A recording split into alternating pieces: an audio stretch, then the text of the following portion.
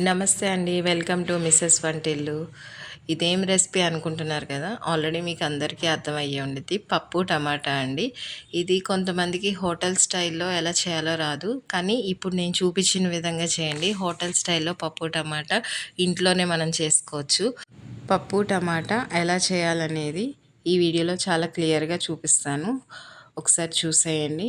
అయితే ఫస్ట్ అయితే ఒక కప్పు కందిపప్పు తీసుకొని, అలాగే ఒక 5 టమాటాలు, ఒక 4 పచ్చిమిర్చి, ఒక ఉల్లిపాయ, ఒక నిమ్మకాయ సైజ్ అంత చింతపండు తీసుకొని పక్కన పెట్టుకోవాలి. అలాగే ఒక స్పూన్ పసుపు, 2 స్పూన్ల ఉప్పు, అలాగే 2 స్పూన్ల సాంబార్ పౌడర్, ఇంకా ఒక 4 స్పూన్ల వరకు ఆయిల్, కొంచెం ఇంగువ, అలాగే పచ్చిశనగపప్పు, ఎండుమిర్చి, 4 వెల్లుల్లి రెబ్బలు, ఒక రెమ్మ కరివేపాకు, ఒక స్పూన్ ఆవాలు, ఒక స్పూన్ జీలకర్ర, కొత్తిమీర ఇవన్నీ పక్కన పెట్టుకోవాలి. ఫస్ట్ అయితే కుక్కర్ పాన్ తీసుకొని ఒక కప్పు కందిపప్పు వేసి వాష్ చేసుకొని, ఏవైతే వెజిటేబుల్స్ కట్ చేసుకున్నామో అవన్నీ వేసి, పసుపు వేసుకొని, ఒక 2 కప్పుల వరకు వాటర్ పోసుకొని, కుక్కర్ మూత పెట్టుకొని ఒక 3 విజిల్స్ వచ్చే వరకు ఉడికించుకోవాలి.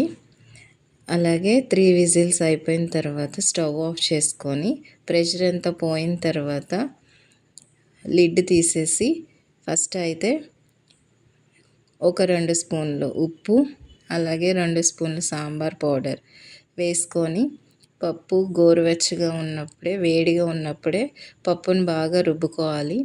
ఇలా వేడిగా ఉన్నప్పుడు రుబ్బుకుంటేనే పప్పు బాగా నలిగిద్ది. సో పప్పును బాగా రుబ్బుకొని ఈ పప్పుని పక్కకు తీసి పెట్టుకోవాలన్నమాట. తర్వాత మళ్ళీ స్టవ్ వెలిగించి ఒక పాన్ తీసుకొని దాంట్లో ఒక 4 స్పూన్ల వరకు ఆయిల్ వేసుకొని, నెయ్యి కూడా ఒక 2 స్పూన్లు వేసుకుంటే బాగుంటుంది టేస్ట్, అది మీ ఆప్షనల్. అలాగే 4 వెల్లుల్లి రెబ్బలు, 2 ఎండుమిర్చి వేసి లైట్గా ఫ్రై చేసుకోవాలి. అవి కొంచెం వేగిన తర్వాత 2 స్పూన్ల ఆవాలు, ఒక స్పూన్ పచ్చిశనగపప్పు, ఒక స్పూన్ జీలకర్ర వేసి లైట్గా ఫ్రై చేసుకోవాలి. అవి కూడా ఫ్రై అయిన తర్వాత కొంచెం కరివేపాకు, ఒక రెమ్మ, అలాగే కొంచెం కొత్తిమీర వేసుకొని కొంచెం ఒక 2 సెకండ్స్ ఉంచి, అలాగే కొంచెం చిటికెడు ఇంగువ వేసుకొని రుబ్బి పెట్టుకున్న పప్పుని ఈ తాలింపులో వేసి ఒక 1 మినిట్ మీడియం ఫ్లేమ్లో పెట్టి పప్పును మొత్తం వేసుకొని ఒక 1 మినిట్ ఉంచి స్టవ్ ఆఫ్ చేసుకోవాలి. ఇలా ట్రై చేసి చూడండి. పప్పు అచ్చం హోటల్ స్టైల్లోనే వస్తుంది. తిన్నారంటే అస్సలు వదిలిపెట్టరు. సో టేస్టీగా ఇలా పప్పు చేసుకోండి. ఇంట్లో అందరూ బాగా తింటారు.